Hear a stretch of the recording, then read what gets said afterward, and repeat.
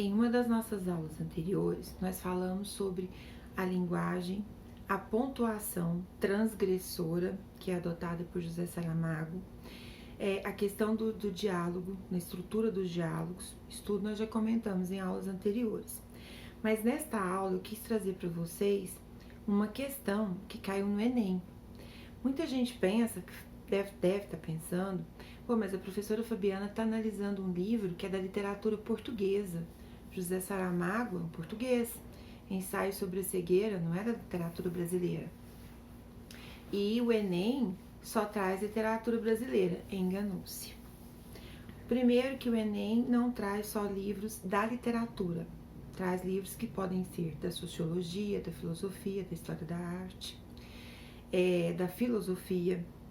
E nós já tivemos no Enem uma questão do ensaio sobre a cegueira e que trouxe exatamente esta questão, da questão do caos que acontece no livro por consequência da cegueira branca e ser contagiosa, e como o autor representa esse caos na linguagem do texto. Olha só a questão do Enem. O trecho é: o homem disse, está a chover, e depois, quem é você? Não sou daqui. Anda à procura de comida. Sim, há 4 dias que não comemos. E como sabe que são 4 dias? É um cálculo. Está sozinha.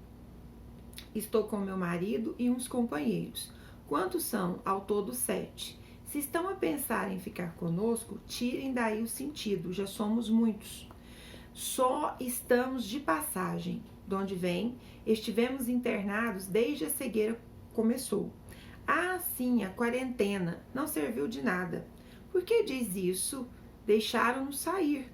Houve um incêndio e nesse momento percebemos que os soldados que nos vigiavam tinham desaparecido. E saíram sim. Os vossos soldados devem ter sido dos últimos a cegar. Toda a gente está cega. Toda a gente, a cidade toda, o país, todos estão cegos. Então, houve até um determinado ponto na criação do livro que ficaram todos confinados e vigiados por policiais. Os soldados temiam serem contaminados por aquela cegueira branca. Mas houve um momento em que eles conseguiram fugir. E os soldados é que não quiseram tocar neles, para que não ficassem cegos também. Então, esse aqui já é um trecho em que a mulher do médico, um médico, a rapariga de óculos escuros, o menino estrábico e mais algumas outras pessoas já andam pela cidade.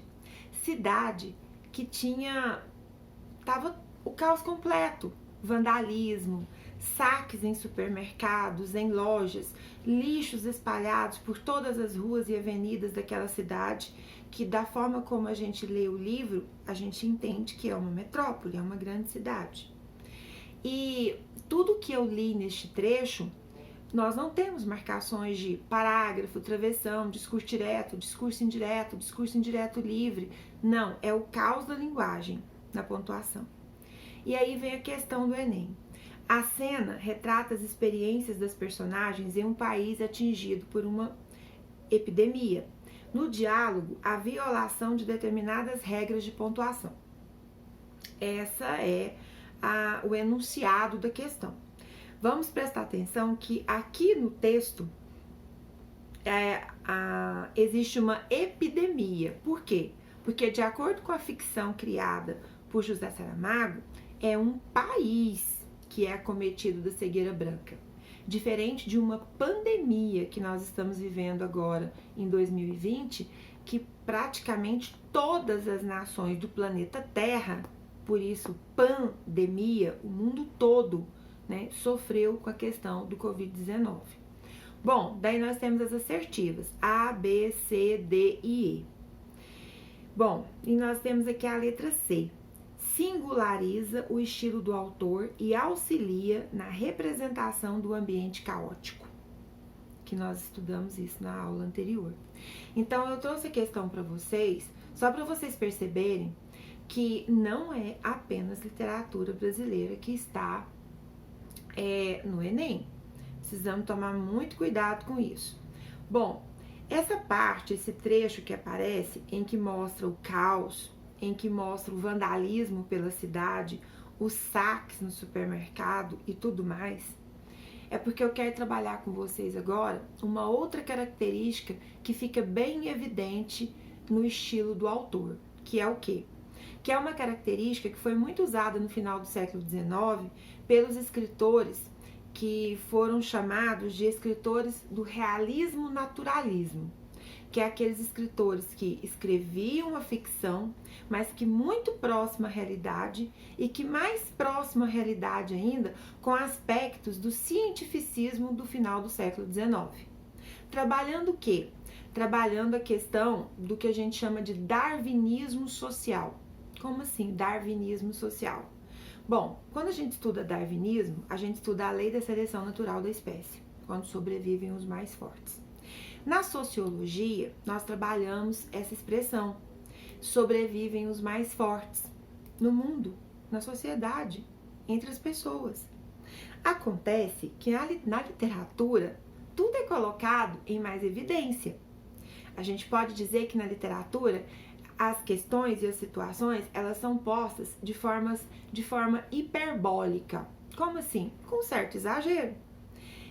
Exagero que, de acordo com o grande escritor Moacir Scliar, que escreveu uma obra que foi muito criticada, chamado Carnaval dos Animais, do autor Moacir Scliar. Alguns críticos literários disseram que a obra dele é totalmente surreal, muito exagero, que não é aquilo tudo. Para isso vocês vão ter que ler o Carnaval dos Animais, quem ficou curioso. Moacir Scliar, certa vez, deu uma entrevista dizendo: não é minha obra que exagera, não, no comportamento do homem, não. Minha obra não é tão surreal assim, não.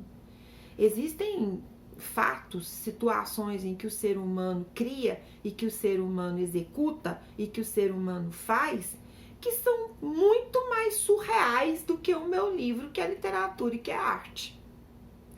É porque em determinadas circunstâncias acontece o que nós chamamos de zoomorfismo.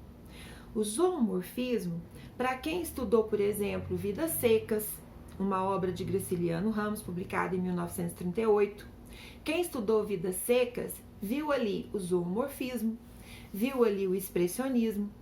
Quem estudou e leu O Cortiço, do Aloysio Azevedo, publicado em 1890, não é à toa que em 1890 nós chamamos o Cortiço de realismo-naturalismo.